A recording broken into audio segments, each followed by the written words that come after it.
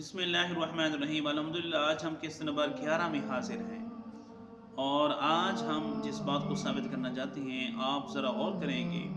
کہ حضور سیدنا صدیق اکبر رضی اللہ تعالیٰ عنہ کی شان اتنا بلند و بالا ہے، رفیع الشان ہے آپ، لیکن اس کے باوجود لوگوں نے حضور سیدنا صدیق اکبر رضی اللہ تعالیٰ عنہ کے اوپر جو بہتان درازی کی ہے، اور بالخصوص لا نورث ما ترکنا صدقۃ، اس حدیث کو جو اہل تشیع ہیں بالخصوص مولانا باقر مجلسی، انہوں نے اس حدیث کو مردود قرار دیا ہے، اور اس حدیث کے مردود ہونے میں انہوں نے دو وجہوں سے حضور سیدنا صدیق اکبر کو متہم قرار دیا ہے۔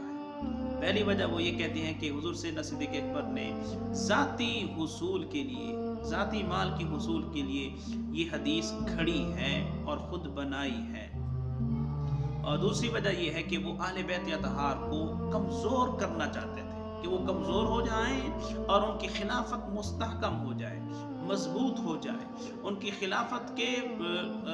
مقابلے میں کوئی مناقشہ نہ کر سکے، کوئی لڑ نہ سکے، کوئی جھگڑا نہ کر سکے، لہٰذا انہوں نے لا نورث ما ترکنا صدقۃ کی حدیث کو گھڑ لیا ہے،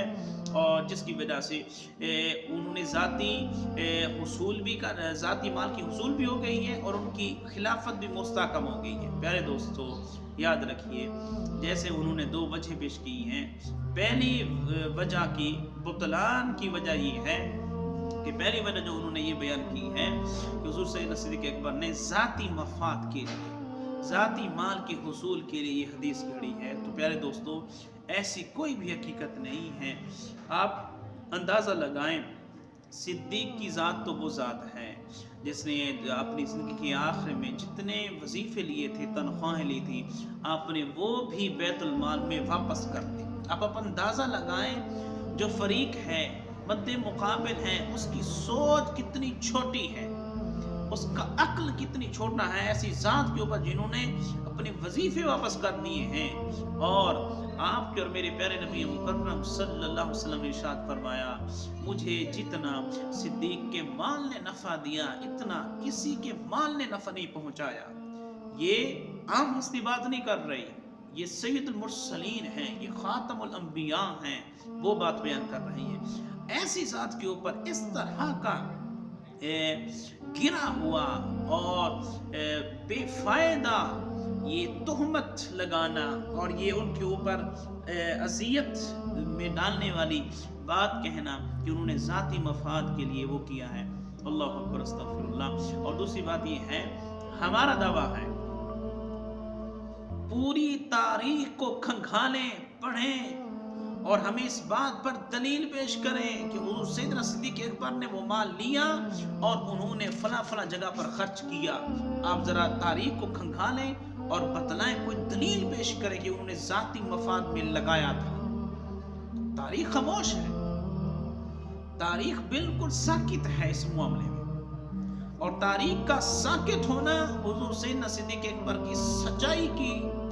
دلیل ہے کہ آپ سچے تھے، ٹھیک تھے اور بہتر تھے۔ آپ نے کبھی بھی ذاتی طور پر آپ نے کوئی تصرف نہیں کیا، بلکہ آپ نے باغ فتح کو ویسے ہی رکھا جیسے حضور نبی کریم علیہ السلام نے اپنے پاک زمانے کے اندر رکھا تھا۔ تو پتہ چلا حضور سیدنا صدیق اکبر نے ذاتی طور پر باغ فتح کو غصب نہیں کیا تھا، آپ ذاتی طور پر اس کو حاصل نہیں کرنا چاہتے تھے۔ دوسری وجہ کہ حضور سیدنا صدیق اکبر نے اپنی خلافت کو مستحکم کرنے کے لیے حضور سیدنا کائنات کو باغ فتح واپس نہیں کیا، وہ مال نہیں دیا۔ پیارے دوستو آپ ذرا عقل سے سوچیں، دیکھیں، حضور سیدنا صدیق اکبر رضی اللہ تعالیٰ عنہ، اگر آپ چاہتے کہ آپ کی خلافت مستحکم ہو جائے، پختہ ہو جائے، تو اس کا مطلب تو یہی بنتا تھا کہ آپ باغ فتح اہل بیت اطہار کو واپس کر دیتے، ان کو دے دیتے کہ تم راضی ہو جاؤ اور میرے ساتھ آ جاؤ، میرا ساتھ دو تاکہ میری خلافت مستحکم ہو جائے۔ حضور سیدنا صدیق اکبر کو واپس کر دینا چاہیے تھا، لیکن آپ نے کیوں نہیں کیا؟ اس کی وجہ یہی تھی کہ آپ نے حضور سے براہ راست یہ حدیث سنی ہوئی ہے، تو یہ تو بالکل معاملہ ہی الٹ ہو گیا ہے، برعکس ہو گیا ہے، اور اس طرح کا یہ سوال پیدا کرنا، یہ اعتراض کرنا، یہ پرلے درجے کی بے وقوفی ہے کہ یہ کہہ رہی ہیں کہ اپنی خلافت کو مستحکم کرنا چاہتے تھے، اس وجہ سے نہیں دیا، وہ دینا چاہیے تھا، دیتے ساتھ، پھر اہل بیت اطہار حضور سیدنا صدیق اکبر کا ساتھ دیتے تو پھر آپ کی خلافت مضبوط ہوتی۔ یہ کون سا طریقہ ہے؟ تو پیارے دوستو، پتہ چلا دراصل بات یہ ہے کہ جو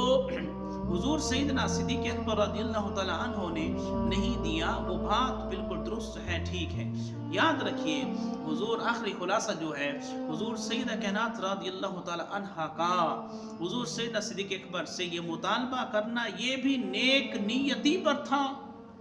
کیونکہ ہمارے ذہنوں میں یہ بات آ ہی نہیں سکتی کہ معاذاللہ ثم معاذاللہ اہل بیت اطہار مال کے حرص میں تھے،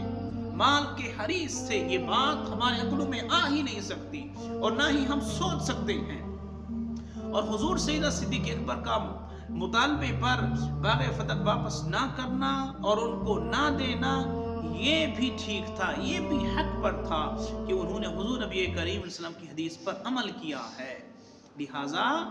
خلافت کو کمزور یا مستحکم کرنا کسی بھی فریق کا مد میں نظر نہیں تھا، اور حضور سیدنا صدیق اکبر کا ذاتی حصول کے لیے بھی نہیں تھا، خلافت کو مضبوط کرنے کے لیے بھی نہیں تھا، بلکہ کچھ اور لوگ تھے جنہوں نے درمیان میں دراڑیں ڈال دی، جنہوں نے درمیان میں